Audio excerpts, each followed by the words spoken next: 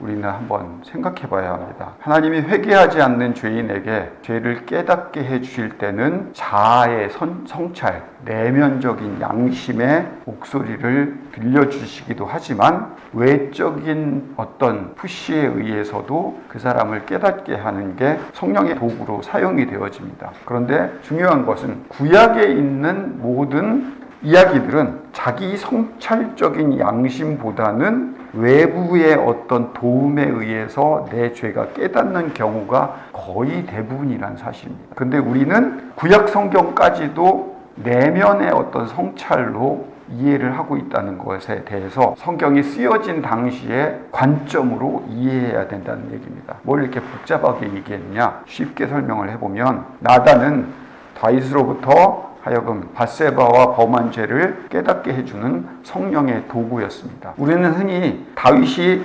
죄를 알고 있는데도 회개하길 거부하고 있었다가 나단이 다윗에게 도전을 하자 다윗이 양심의 가책을 느껴서 내면의 깨달음에 항복해서 공개적으로 회개한 것이다. 우리 모두는 다 그렇게 알고 있다고요. 그런데 다윗은 밧세바와의 문제에 대해서 전혀 죄의식을 느끼지 못하고 있다는 것을 성경이 설명해주고 있다는 거예요. 처음부터 끝까지 다윗과 밧세바의 이야기는 명예와 수치에 관한 이야기입니다. 오늘 사무엘하 11장 전체를 이야기할 겁니다. 사무엘하 11장 1절에 보면 그 해가 돌아와서 왕들이 출전할 때가 되매 다윗이 요압과 그에게 있는 그의 부하들과 온 이스라엘 군대를 보내니 그들이 암몬 자손하고 랍바를 에워쌌고 다윗은 예루살렘에 그대로 있더라. 모두가 나가서 전쟁에 참여하고 있을 때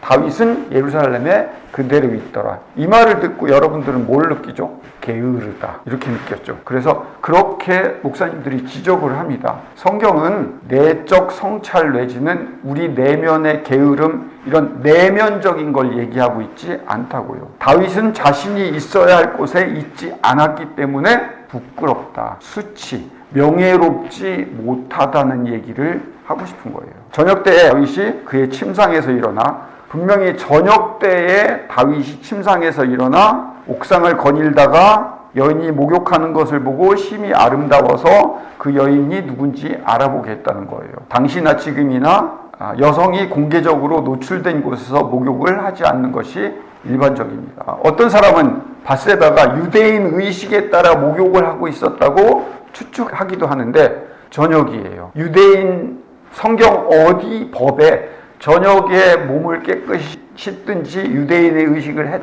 한다는 이야기가 성경에 없어요. 그리고 남편이 해쪽 속이기 때문에 밧세바조차도 유대인이었다고 이야기하고 있지 않습니다. 분명히 저녁이었습니다.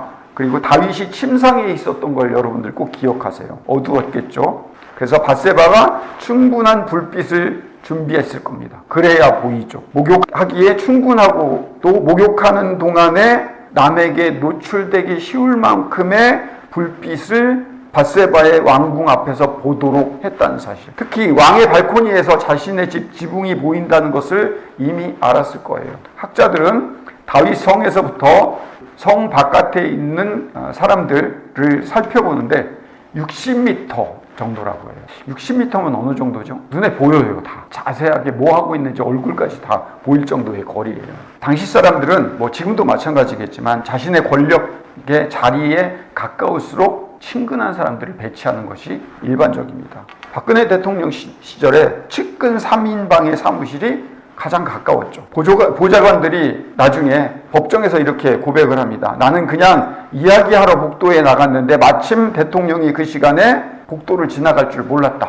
아니죠. 모두가 다 당연하게 알고 있는 거예요. 아무도 그 말을 믿지 않습니다. 마찬가지로 밧세바가 나 사실 왕의 발코니가 거기인 줄 몰랐어 라고 주장을 하면서 거기서 목욕을 할 수, 더군다나 불을 켜놓고 목욕을 할 리가 없죠. 지금처럼 전기 시스템이 있어서 불을 켰다 껐다 하면서 목욕을 할 수 있다면 모르겠지만 당시는 전기도 없었죠. 그리고 굳이 목욕을 할 거면 불을 60m 바깥에서 볼 수 있을 만큼 켜놓고 목욕을 할 리도 없죠. 다윗은 눈에 보이는 광경에 빠져서 종에게 그녀가 누구인지 알아보라고 합니다. 그랬더니 사무엘하 11장 3절에 그는 엘리암의 딸이요 햇사람 우리아의 아내 밧세바가 아니니까? 라고 대답을 합니다. 종이.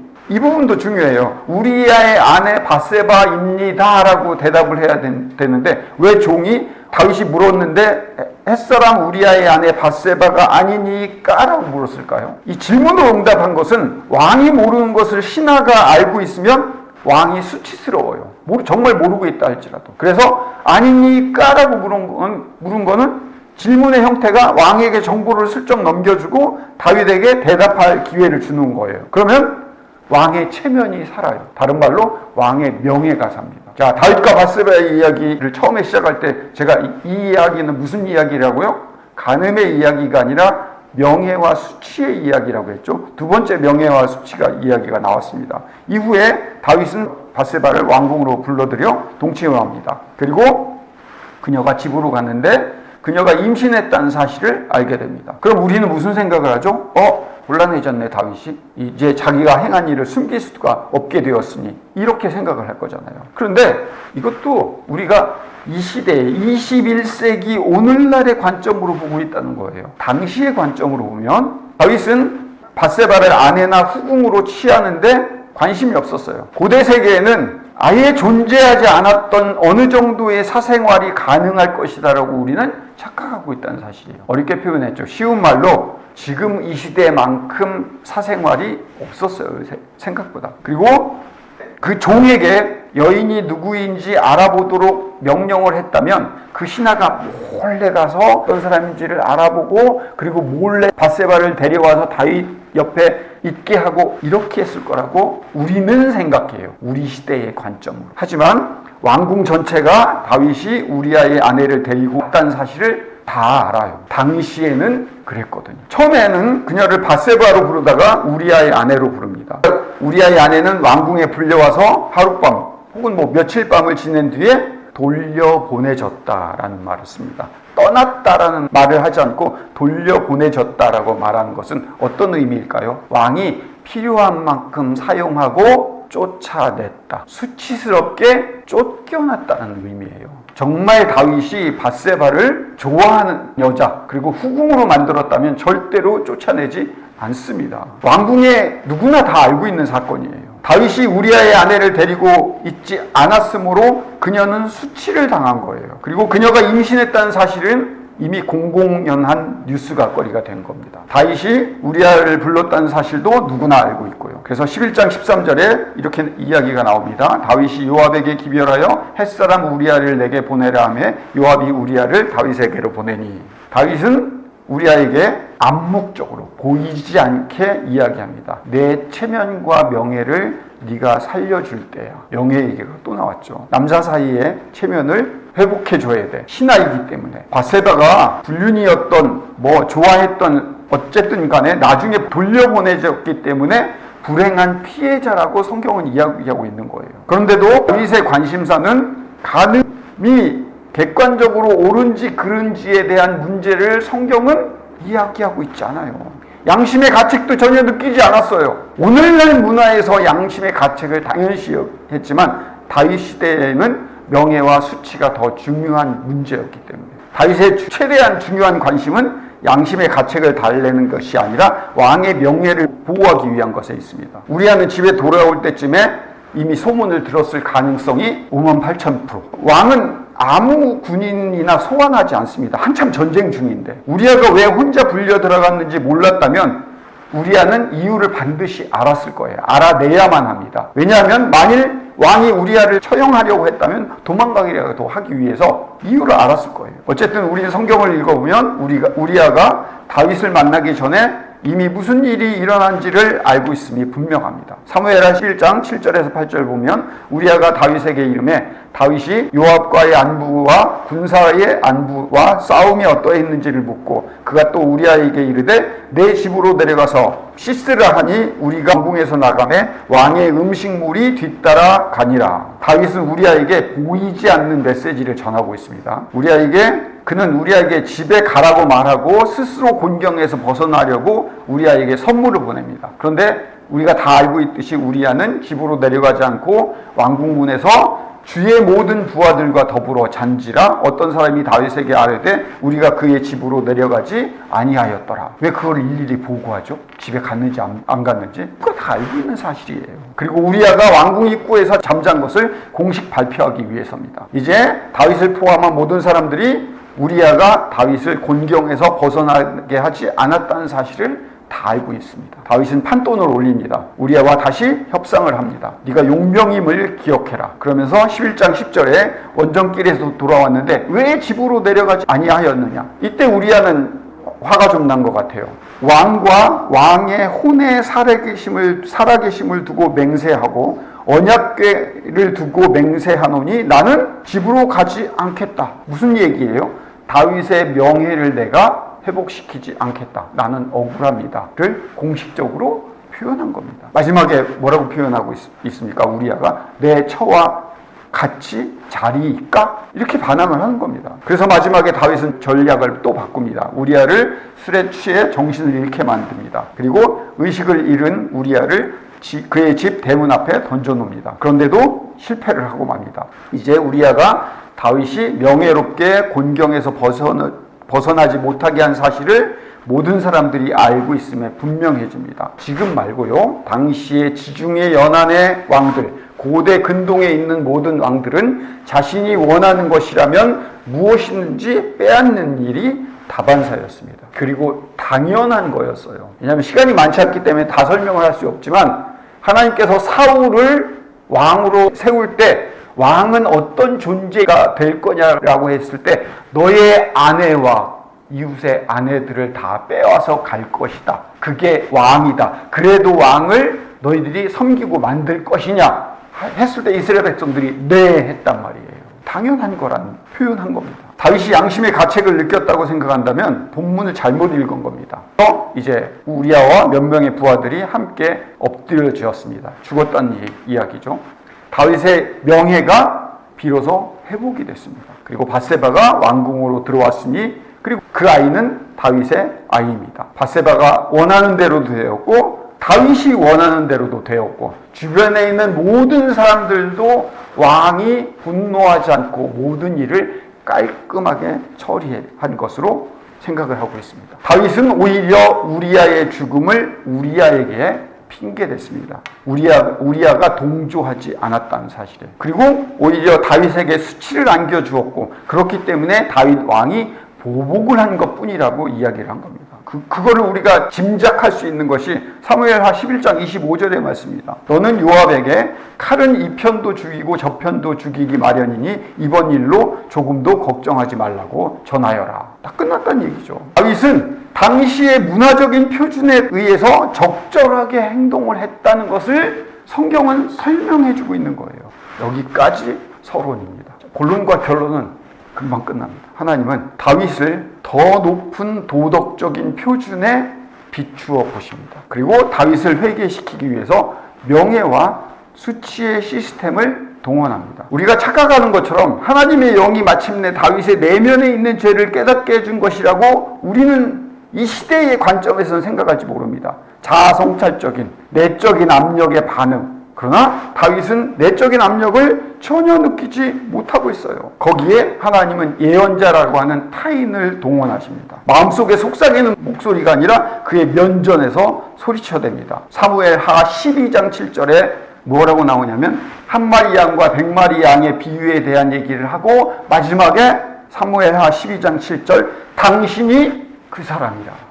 만약에 다윗이 밧세바와의 사건을 가지고 마음속에 조금이라도 양심의 가책이 있었다면 나단 선지자가 이야기하고 있는 예화에 가슴이 찔려서 그놈이 어떤 놈이야 라고 분내지 않았을 거예요.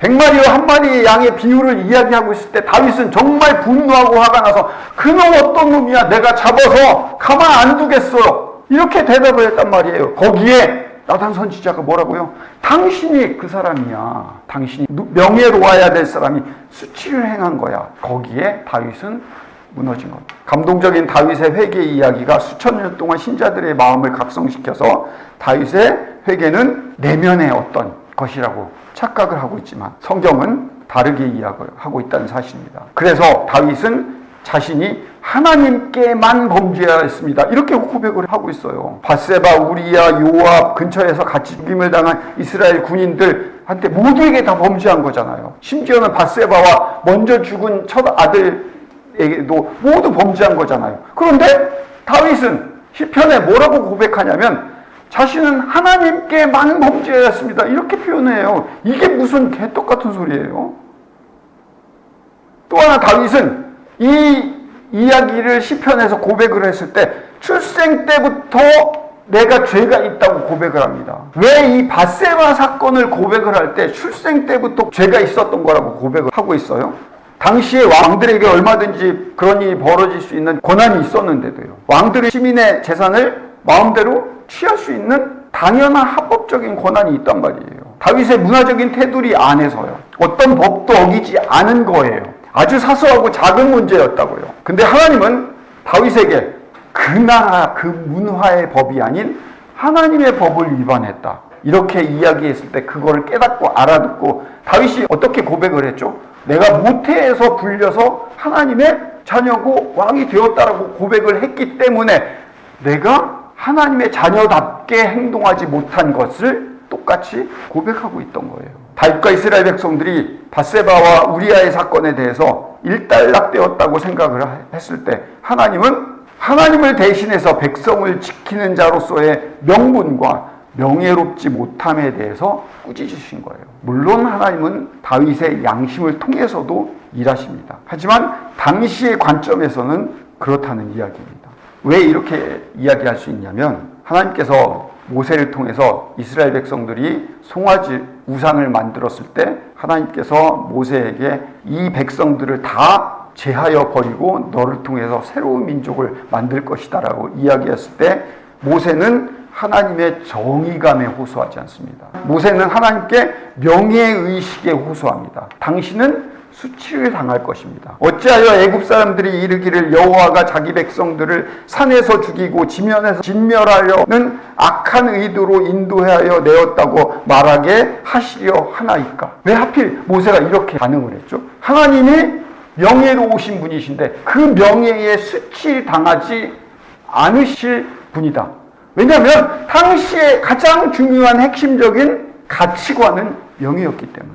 우리는 다윗은 죄를 회개했기 때문에 천국에 가고 사울은 죄를 회개하지 않았기 때문에 지옥에 가고 하나님의 백성의 자격이 없고 이런 논리로 성경을 읽어온다고요. 또 사울은요 다윗과 같이 치사하고 더러운 짓은 안 했다고요. 근데 우리는 그 논리를 아무리 잘못해도 회개만 하면 천국 갈 수 있다는 논리가 오늘날 우리 교회들과 성도들을 썩어가게 하고 있잖아요. 성경은 뭘 얘기하고 있는지 아세요?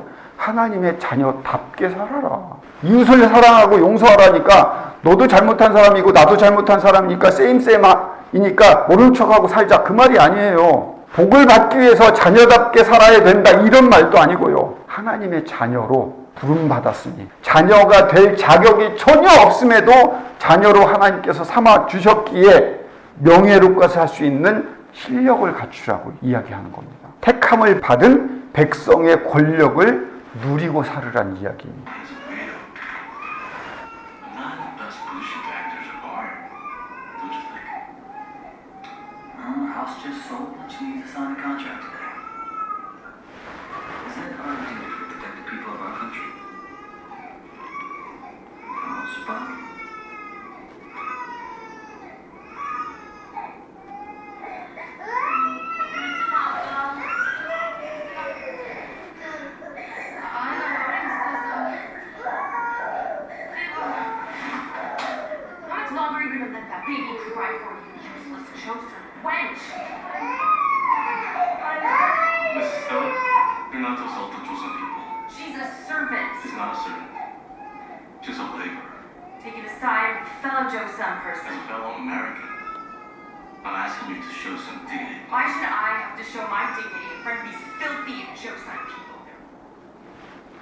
이 장면에서 미국인으로서 품위를 지키시라. 저 앞에 있는 사람은 노동자이든 계집종이든 노예이든 상관없어요. 그 사람이 어떤 존재이든 내가 저 사람을 때리지 않는 것은 때릴 권한이 있습니다. 하지만 때리지 않아야 되는 것은 저 사람의 문제가 아니라 당신의 품위 때문에입니다. 우리가 도덕적으로, 윤리적으로 어떤 부분에 대해서 바르게 행동해야 되는 것은 그렇게 해서 하나님의 천국의 자녀, 그렇게 올라가는 게 아니에요. 품위와 명예로운 자이기에 그렇게 하는 거예요. 우리의 상황에 어떠한 복이 덜 오고 안 올지라도 그 복과 상관없이 우리는 하나님의 자녀의 명예로, 품위로 살아갈 수 있는 백성. 세상에 있는 모든 종교들은요, 신이 내가 너에게 복을 줄게, 내가 너에게 무언가를 줄게, 너는 나를 따르라라고 모든 신들이 그렇게 얘기하지만 하나님만큼은 우리를 구원해 내셔서 하나님의 자녀로 부르신 다음에 하나님의 자녀답게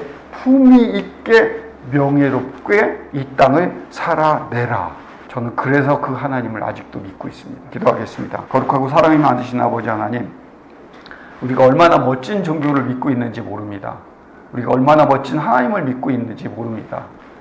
하나님의 자녀답게 살아가는 것은 그렇게 살아내야 복을 받고, 그렇게 살아내야 천국을 가고, 그렇게 살아내야 하나님의 자녀가 되는 것이 아니라 하나님의 자녀이기에 품위와 명예로 이 험난한 땅에서 하나님의 자녀답게 살아가는 것입니다. 그런 인생 되게 주님 인도하여 주시옵소서. 예수님 이름으로 기도드립니다. 아멘.